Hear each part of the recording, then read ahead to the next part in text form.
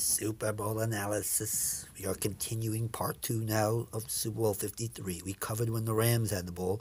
Oh, and just for the record, I just want to correct something I said over here. We said on a rollout over here. Where's the rollout? We got this is the rollout over here. Rollout, pressure, rollout, and drive 10, where he only had receivers on the left side. Not this rollout over here where he got knocked to his knees. But either way, there weren't open receivers on either of those rollouts. As a matter of fact, there weren't that many open receivers altogether that Goff missed that he should have thrown to. The few times there were, as I pointed out, he only had time for one read, and that one read was being covered well. So the Pats' pass rush was a big factor in the game. The Pats' coverage, that was more of a factor than Goff being bad. Most of the drives were the Pat defense being good, not the Ram defense being bad. But we now switch over to the Patriot offense, and that's where we're up to. Let's see if we can get this to stand. We'll just go like this. We'll stand it up. Here we go. When the Pats had the ball, just the opposite of the Rams in the first half. Of the 6 times, they essentially had the ball 11 times, also just like the Rams. Of the 6 times they had it in the first half, 5 of the 6, I think they stopped themselves, and I'll give credit to the Rams for 1 of the 6 drives of the interception. The interception was a good deception by Wade Phillips, who looked like he was playing man, but really it was zone. Brady throws to what he thinks is an open guy, but the guy playing zone comes over, makes the interception, give Wade Phillips that. But of the other 5 times, the Pats, I would say, could have had 4 times should have had points. 1 time, of course, they should have had points. They missed a field goal. And a few other times, you'll see Brady either missed open receivers or there was reasons why the Pats should have held on to the ball. 5 out of the 6, the Rams were exactly opposite. In the Rams' 6 punts, 5 out of the 6 I gave credit to the Patriot defense. Here, I'm giving credit to the Ram defense only 1 out of the 6. In the second half, the Ram defense I'm going to give some credit to.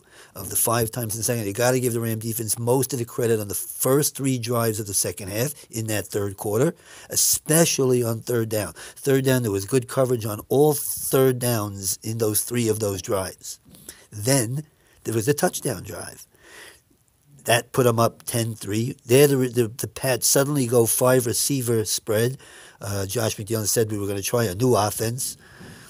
To me, had they done that all game, they would have scored the 38 points I expected them to score. We'll mention that later. And then they got, on the clinching drive, they got 2 big runs of 25-plus yards each, starting from their own 4-yard line after the interception. With 4 minutes left, that clinched the game as they got the 41-yard field goal from Gostkowski to clinch it. So how was the Ram defense overall? Not much pressure, though Brady did rush a few throws thinking there was pressure. They were near enough to make even the experienced Brady throw it a little early. Coverage was okay considering what I would expected. Peters was definitely better than expected. And there were, like I said, there were 3 times in the second half.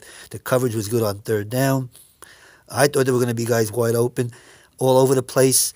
And, in fact, I believe McDaniel ran it too many times on 2nd and 8, only getting 2 or 3 yards, and should have been able to have open receivers short all day.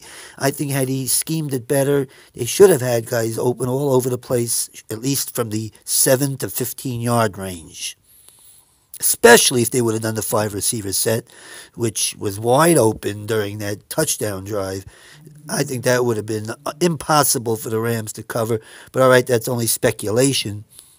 On the all-22, I didn't see what I felt was what I was gonna see, in that Brady did miss way more, significantly more, clearly more than Goff missed. As far as missed. I don't mean missed when he threw it. Missed open receivers that he could have thrown to. And since he had more time, he should have been able to find some of them. So that's why I'm blaming the Patriot offense more than I'm giving credit that I should to the Ram defense. And I'm giving I'm not saying the Rams played bad defense. The Rams played good defense. But the Patriots did stop themselves a lot more than you think. Let's go through them. Here we go. Through the drives. Drive 1, they get 3 runs and get 2 first downs. They get a 12-yard run, a 6-yard jet sweep, and then a 5-yard run. So they have 2 first downs right off the bat. Then after a 3-yard run, the interception, credit Phillips' defense again mixing up Brady. Second drive, 3 easy passes on the drive. Then 1 defenseless receiver penalty, a little questionable there. He got hit as he caught it, so it was defenseless. The rule technically is that that's a penalty, but it's a little bit of a silly rule. Anyway, he tried a 2nd and 8 throw to the end zone. I don't think that Brady had to try anything deep in this game. I don't know. Again, I'm not a little nitpicking here in the sense that I'm nitpicking that he shouldn't try any deep throws. Okay, may want to try a deep throw. Fine. He's going to try one more later that I don't think was necessary. All short stuff would be open. But he did try it. It was covered well. And on 3rd and 8, he runs the ball. What in the world is that? 3rd and 8 run? Missed field goal. Okay, so 3 points right away, missed opportunity there. Third drive, Edelman twice for 8 and 20 during that drive, but there was a coverage sack. So I had to check the all 22. Did Brady have an open receiver? Yes, he missed an open receiver on that. He had plenty of time, and he had a wide open receiver. And then on 3rd and 5, credit gives Sue a little credit for an outside pressure, which made Brady step up. When he stepped up, guess who's standing there? Mr. Donald. Incomplete. They punted. So, that's right there. Brady missing a wide open receiver. That was the sack that sends him. He fumbles on that sack. That sent him back to 2nd and 20. Since that sent him back to 2nd and 20, I'm blaming Brady partially on that drive that they should have been able to get a little bit closer, and they ended up punting right outside field goal range. Drive number 4, 3rd and 2. They get 25 to Edelman. 3rd and 9. The next drive, then 3rd and 9, they throw short to Gronk, a 2-yard throw. Why on 3rd and 9 would you throw 2 yards to Gronk? And he had time. Again, he's not being rushed. Brady's not being rushed as much as Goff is being rushed. So he should have held on to it, tried for something a little down the field. All right, they get the field goal there, 3-0. Should be 6. As far as I'm concerned, right now they should have 6 points, at least 6 points. Because obviously the missed field goal. Drive number 5, 3 and out. 3rd and 7, he throws to. So now here I'm blaming Sony on this play. Sony Michel on the play. Why? Because Brady threw it to his outside, kind of leading him that he should catch the ball and go to the outside. But Sony wants to go inside for some reason. And when he goes inside, he gets tackled for 4 yards. We'll check the play out. He should have gone outside, would have had a first down. So that drive was stopped by a mistake of the running back. Drive number 6. Now, we're still in the first half. Last drive of the first half, about 3 or 4 minutes left. They get a couple of 10-yard throws to Edelman. Then the too many men on the field play, Brady has a free play. He knows he's got a free play. He misses a wide open Edelman going down the slot. Would have been into the red zone. Then Brady short arms a screen that was wide open. I'll show you on the replay. Wide open would have been at least 20 yards. May have been a touchdown on that play. That's 50 yards away. 3rd and 10. They get 9 to Cordell Patterson. 4th and 1. In field range, what do?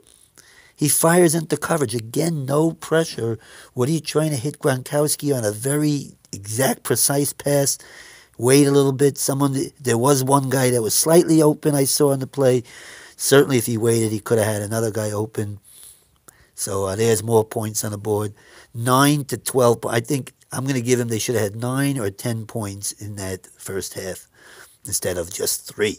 In the second half, again, I told you that the Ram defense was going to be a little better here on 3rd down. They get Edelman for 27, but on 3rd and 2, Peters covers Edelman very well on a down and out. Give Peters credit on that. 8th drive, 3 and out. An illegal shift penalty, which was, by the way, a phantom call. There was no illegal shift. You can watch that over and over. There's no illegal shift there. It negates a first down. And on 3rd and 5, again, this is where, the second time he tries a deep pass. I don't know why it was needed. But again, covered well by Peters, so we got to give the Rams credit there. Ninth drive, after a 20-yard run by Michelle, on 3rd and 5, again, good coverage. Middle was a White tries to go middle, and he is covered well. 3rd time in a row that the Rams do good defense on 3rd down.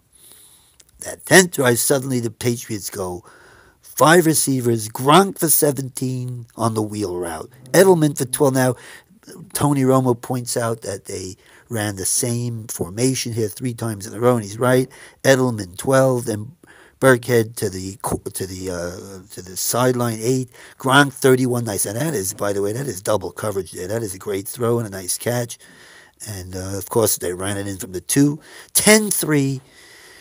Don't turn your TVs off right yet, because the Rams did have that drive to try to tie it, but it ended up in an interception. And after the interception, what did the Patriots get? 2 big runs, 25 plus for Michelle, 25 plus for Burkhead.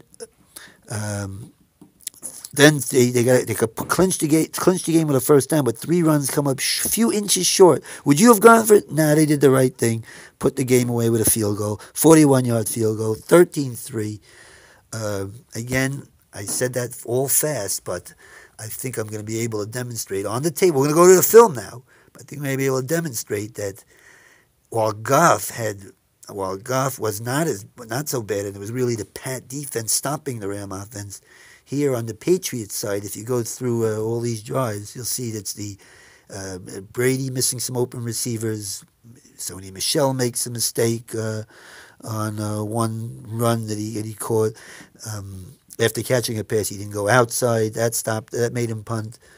Play calling on 4th and 1, trying to throw the ball into coverage. 3rd and 9, a run. 3rd and 8, a run. So a lot of times, I think the Pat, again, give the Rams credit on defense. You must give the Rams credit on defense. They held them to 13 points when I thought the Pats would get 38. But I do believe that the Pats should have scored more, could have scored more. Certainly, if they would have done. Now, this is what I'm about to say is pure speculation, because how am I supposed to know that if Josh McDaniel makes different calls, it would have worked better? But to me, it seemed like the short pass was there all day. He should have went to Edelman more. Should have went to James White. Why didn't we see James White out of the backfield? Don't tell me they took him away. They didn't take him away. Gronk short. Didn't have to go long. Didn't have to have even the running game, getting lots of 2-yard and 3-yard runs on 1st down. Edelman would have been open all day. 5 receivers sets for sure, or 4 receivers sets for sure would have been open on short. So again, I think they could have scored many more points.